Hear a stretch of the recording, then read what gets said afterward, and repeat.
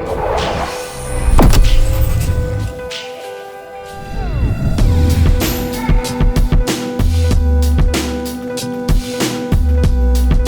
whole field of AI is also getting a bad rap. People are worried that once computers become sentient, then they'll take over the world. I'm not worried yet. Maybe in the future.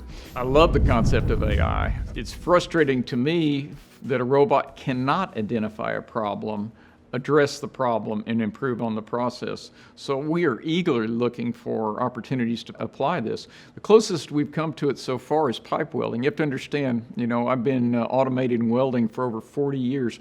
The one application that I have refused to do over all these years is pipe welding.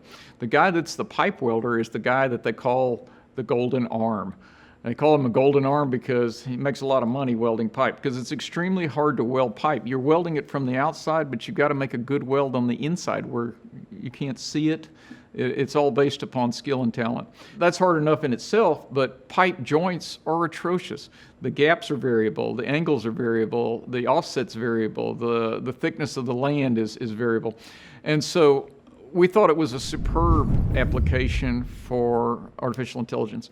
And we're approaching AI on this. Well, what we've done is we now map these joints with a two-dimensional laser. We get the third dimension by having the robot move it. So we map the entire weld joint on the pipe, and then there's 3 of us here at ARC Specialties that are all certified pipe welders. And what we've done is we've taken all that 3 of us know and plugged it into this robot.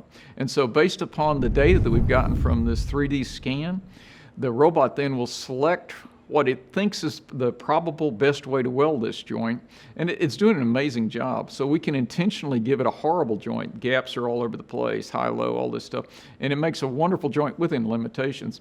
And the next step for this thing is have it be able to determine when things are going awry, when we're having weld problems, and then adapt on the fly. That's our next step.